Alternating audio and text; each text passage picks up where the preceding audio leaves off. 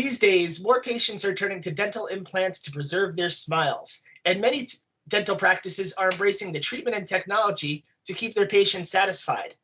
Today, we're speaking with Dr. Alap Choksey, Chief Professional Officer, and Dr. Ed Eaves, Director of Clinical Education of the North American Dental Group, about what's driving this demand and what general dentists and specialists alike need to know to meet it. Gentlemen, thanks for joining us today.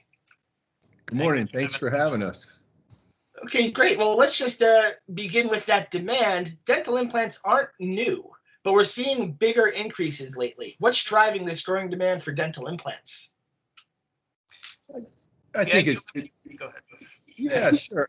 I think it's a market driven. We're dealing with a sophisticated consumer today. They've got information available to them at the touch of a finger.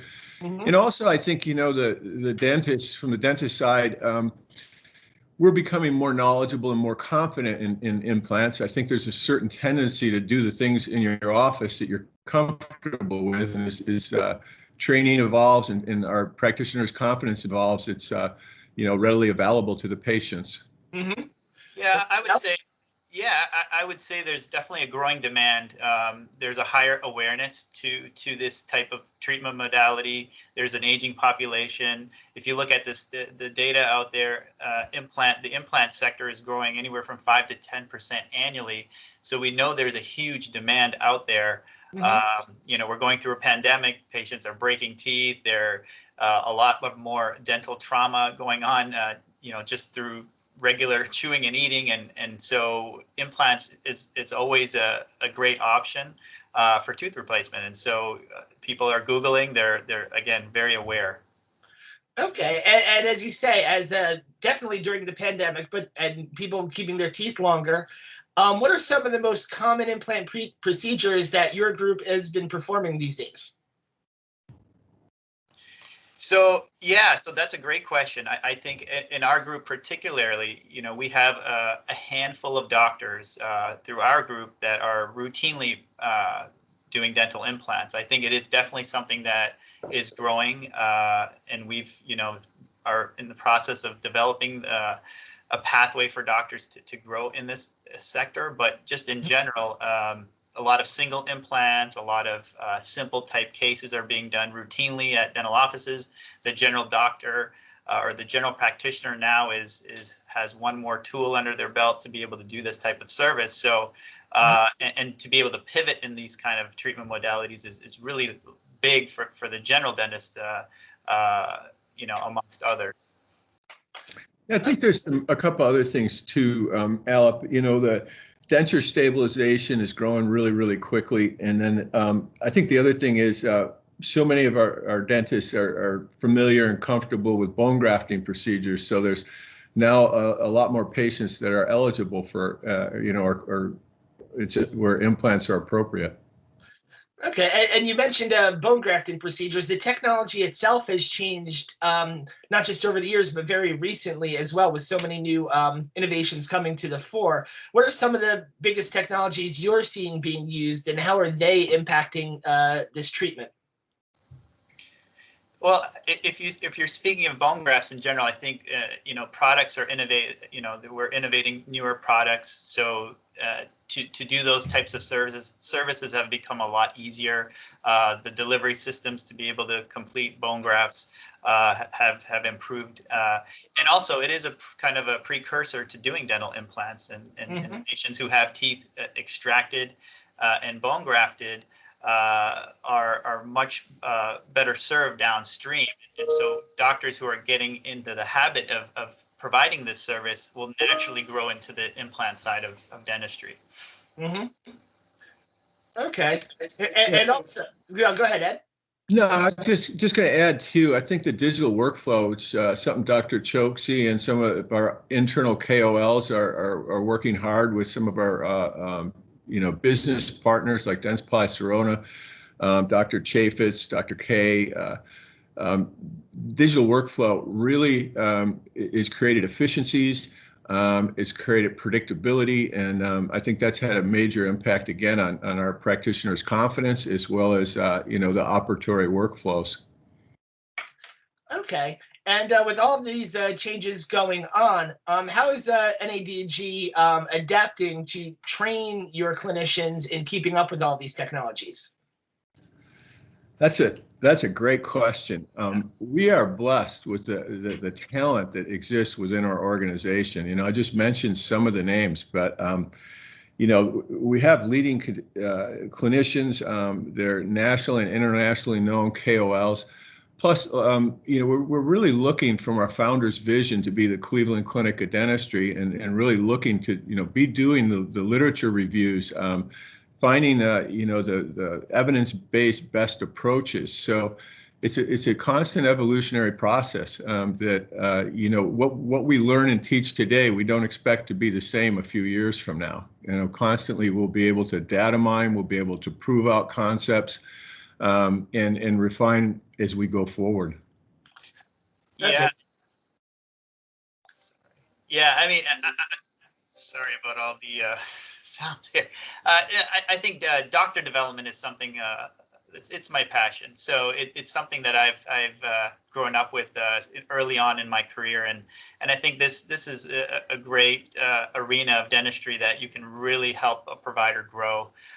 It is probably one of the most underutilized parts of dentistry, especially for the new doctor coming in. And so, understanding that there is a need for this type of dentistry, I think our training programs that Dr. Ed Eaves and many of our fellow clinicians have partnered together and put our best practices together, and really created a program that allows our doctors to kind of immerse into this type of dentistry. So it's been great on a partnership level, because we have such, as Dr. Eaves mentioned, such great talent across our organization. So to be able to leverage that knowledge and to be able to use it in partnership from one state to the next in a remote setting has really been an amazing experience, especially learning how to do it during a COVID period.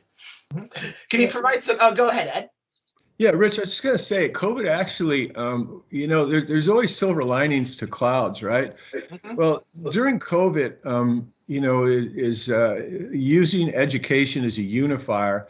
When we knew we were going to shut down, immediately we switched into, okay, how do we keep people together and provide value, right? So we learned how effective remote, learning can be. And then we combined it as we came out of COVID with a mentor-based system. And so, what we end up with, if you compare it to traditional, let's say you go to an implant course. When you come back to your office, you have to train your staff. You've got to, feel confident enough to, to put scalpel to tissue and drill to bone. So with our mentor system, that barrier, that huge psychological barrier, has been removed, because now you go back into your office, your staff is trained, and you've got a mentor over your shoulder helping you do your cases and develop your proficiencies. So the model is just, a thing of beauty. We all know how much money is wasted on education because, someone goes, they take a course, they come back to the office, and nothing changes. That's like the big, huge problem with education. And this model is absolutely addressing that and taking our doctors and increasing their confidence in supporting them completely through the process. Okay, can you provide us some more detail about the logistics of this model? When you have, say, a younger doctor who joins the group, how do you go about pairing that younger doctor with a mentor? How do you put those two together? And is it all virtual? Is there some opportunity for in-person work? How do you go about that? I'm so excited about this stuff. Okay, so Please, go ahead. Dr. Choksey and I and Trent Wizard, we've got to give all credit to Trent. Trent's the organizer behind everything, and our actual spiritual and cultural leader. But basically, what we want to do is if you could define core competencies, like if you're going to say, here's a great dentist, and these are the core skills that person would exhibit. Together with our oral health board, we've tried to define that. So we start off with what we call infusion programs, and we follow it up with what's called the Clinical Advancement Club. essentially, when a new doctor enters our organization, that's about a 90-day follow-up, and mentors support it. So in all our areas, we have what we call regional dental directors. These are established clinicians with great experience who mentor the doctors as they come in. Mm-hmm. So that's the starting point. And then from there, we've got multiple pathways. Oh, I'm remiss in not mentioning, part of that is also training the office manager and our operations team how to support the doctor as well and tie them into it. So I call that a 360 approach. So we've actually tied together all the elements of clinical success, supported it, and given our clinicians the best possible path forward. After we get through these core competencies, now we have pathways for lifelong learning, okay? And those would be in all areas of dentistry. Our implant mastery, which was, the impetus for this call. We have basic and advanced endodontics. We have basic and advanced restorative. Same thing with perio. So lots of pathways for lifelong learning. Mm-hmm. And Alap, what's been your experience with this program? Yeah, I mean, Ed laid it out really well. I think really the key to mentorship is really peer-to-peer, having somebody available to you, someone to answer questions, somebody to help you in real time. Often dentists are practicing solo. They're in their own office. They're on their own island. Some are fortunate enough to work in a multi-doctor setting. But really, the key to how we approach mentorship is to have availability. We have something called Insta Consult. This is a really cool thing that our endodontic team put together, and really our Meridian team, and they've just done a great job of being available on Teams to allow our doctors, if they're in the middle of a case, if they have something that they want to present, these docs are available remotely. They can jump on, they can look at an x-ray, they can give their advice. And we're talking specialist to GP, which is, how much better can you do? And really give real-time feedback to be able to allow the clinician to navigate their patient in the best possible way. Oftentimes patients don't want to leave the office, and they just, and a dentist may not have that confidence to be able to deliver whatever is needed. And if they can do that with the correct knowledge and understand that they can do it safely, then everybody's a winner. So that's one kind of perspective, and there are many others. Okay, have either of you served that mentor role personally yourselves? Oh yeah. Okay. All right. Oh yeah. So I can speak to that. This is a passion of mine. I mean, so early on in my career, I had great mentors. I graduated from McGill University and then on to Michigan, and just really fantastic educators.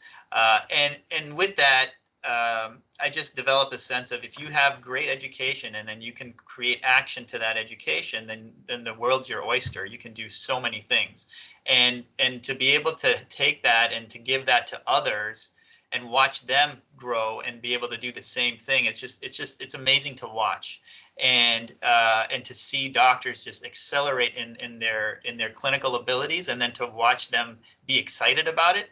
That's what gets me excited, to watch them grow and to do it well, and have great outcome-based care is really what it's all about. And so we have a lot of like-minded individuals. Dr. Eaves is very similar in this way, and we have others in our group that have this mindset. So very like-minded mindset. And so we have taken that energy, that positive energy, and turned it into what we call a mentorship program, where we are looking to have mentors in all parts of our company help other clinicians. Okay. And what kinds of cases and younger doctors and colleagues have you worked with? What's your experience been like? So first off, credit where credit's due.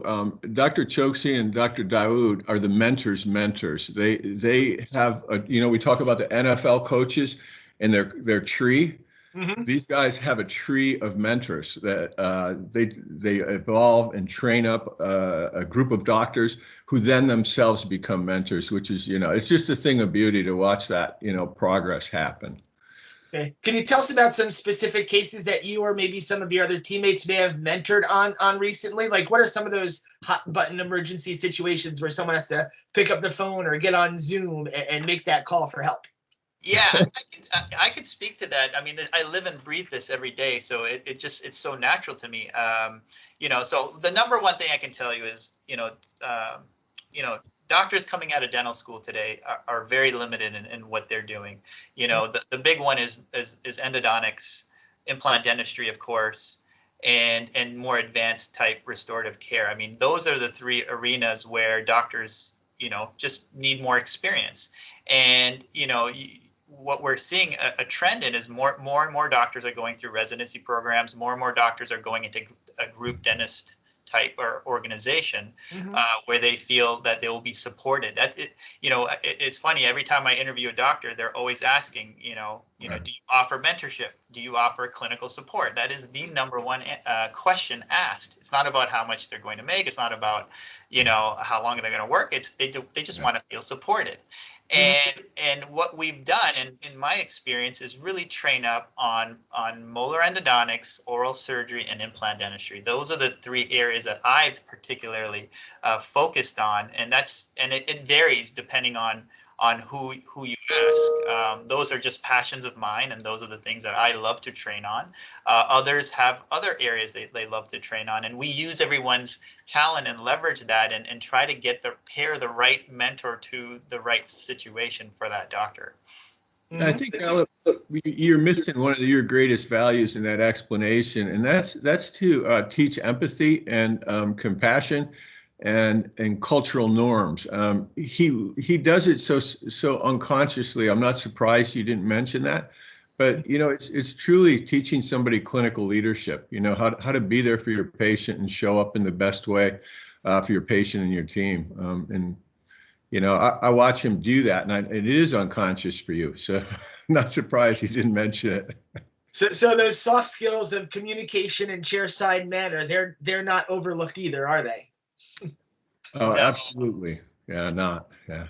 Yeah, Okay. it's interesting because we as clinicians, we're so focused on the task at hand that those skills over time do get, you develop those skills, but you have to get to that unconscious competence level, as you mentioned. Yeah. Yep. Okay, and it sounds like you have a great internal training program. What is there for dentists outside of NADG? What can you offer them who might need to learn more about implant dentistry, especially these days as more general dentists want to get into the implant field? So, Rich, I that is aspirational for us. One of the things are great problem to have. Mm-hmm. Our implant mastery course, we had 90 people sign up for 20 seats, and so we expanded it to 35 or 36. So we at present, it's aspirational to offer this to outside doctors, and I think what we will do in the future is reserve some spots. In the process. We have a course starting in March. It's a in-depth restorative course. And we put out an interest level survey, and we're going to look at that 3 or 4 to 1 person per spot available again. So I think that's aspirational. We certainly want to be giving back to the profession of dentistry. We want to be available and open to outside dentists. But right now, it's just we're oversubscribed by 3 and 4 to 1 for courses. So Okay, Yeah. and go ahead, Ella. No, I was just going to mention, just back to the implant mastery. I think, as Dr. Eaves mentioned, it is oversubscribed. It's high demand, and we want to do it right, and so we don't want to have the class size so large where we can't offer the support that's actually needed. right.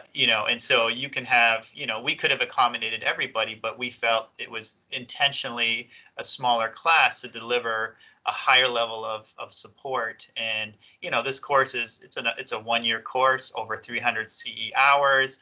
All our doctors will be able to get credentialing through the AID and get a designation afterwards. This is kind of a big deal, and there's a lot of energy that is put in both ways, from the doctors attending, but then also from the faculty, our internal faculty that's putting a lot of time as well. Okay, can you provide any other details about this implant mastery course in terms of topics, curriculum, what subjects you're going to be tackling? Like someone who's signing up for it, what could they expect to get out of it? So first off, I got to start with our co-directors. These are, again, national, international KOLs, Dr. Bart Silverman, Dr. Adam Follick. They run Maxi courses in the past. They're just, really well respected, well known in their field of implant education. So this is really a course that covers every aspect of implant dentistry. It starts off with, really a good diagnostic criteria, health histories, medical complications, really focusing a lot of times on who shouldn't you be treating, right? Is as important as who do you treat. And then we're moving into sessions on CBCT. That alone is a huge block of knowledge, being able to interpret correctly and utilize that information correctly. So we'll gradually work our way into month 5, where we're actually to the point where we'll start, working with placing implants, live patient care, and then the course is going to evolve into all the restorative possibilities, digital workflows, analog workflows, and of course complications. So very, very comprehensive course. At the end of the course, the participant should feel very confident in their ability to diagnose, recommend, and perform most implant procedures. Now, I would say that a lot of the complicated all-on cases and stuff, that's more a vertical pathway off of it. But if of your, I would say the bulk, 80% of the implant cases, they should have the competency and the confidence to perform those, especially with a mentor still at their side. The mentorship doesn't end at the end of the year. It's an ongoing mentorship. The other thing is our mentors are actually going through the program with the attendees, and so they're understanding what type of content is delivered, so they can support those doctors in their individual offices. Yep. Okay, and looking ahead, how do you see this program evolving? So we could easily offer three sessions a year. That would be one, but I don't see that happening right now. So I think that's part of it. I think also we're going to be constantly evolving. One of the things about our educational approach is every session, every program, we go back, we review, we talk about what worked well.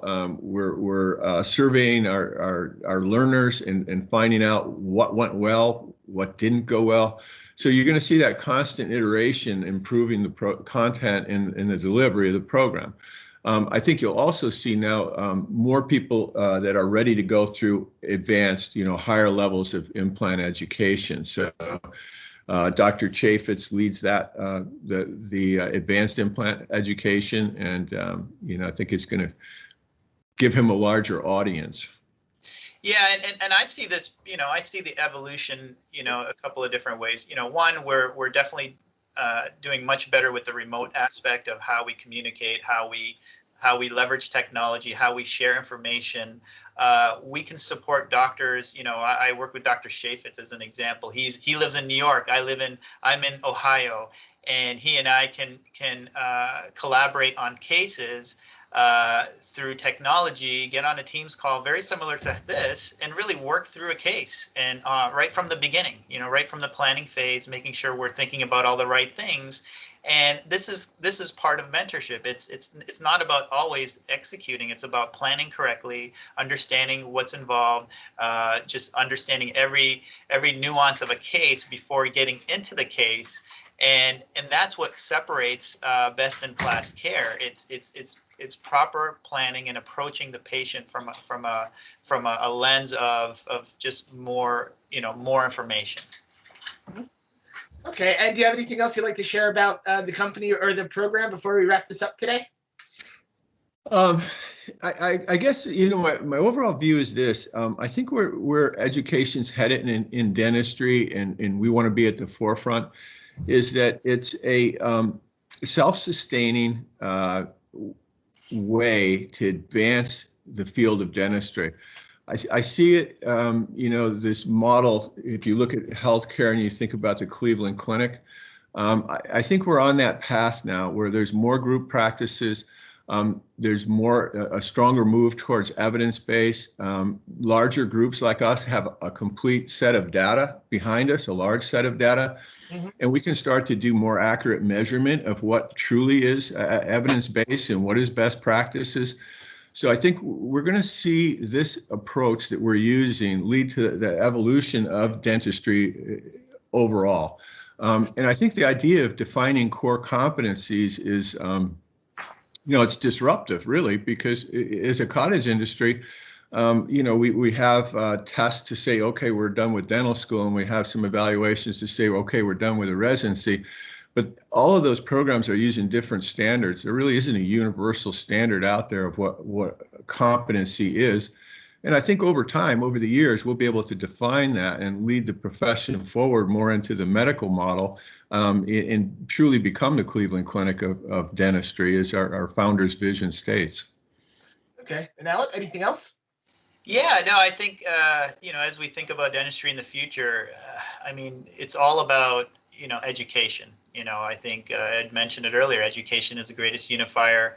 I think if that is our foundation, and we look on all the things that are out there, such as evidence-based dentistry, integration of AI, leveraging our technology to the fullest, and then training our doctors at a level that everyone's kind of getting the same information, is really the way of the future. And then really using, leveraging that AI technology downstream to really help and aid in diagnosis, treatment planning, and really be more accurate in how we do things. Robotics will probably have a play downstream in the future. There's just it's amazing. There's so many things that are in vision mode right now that I feel will come to fruition with just how quickly we're advancing. Okay, great. Well, thank you for giving us a very comprehensive look at implant training and what's going on at NADG. And we want to hear about more as these programs develop in the future. Thank you so much for your time today. Thank you, Rich. Thank you, Rich. Appreciate it. Have a great day. You too.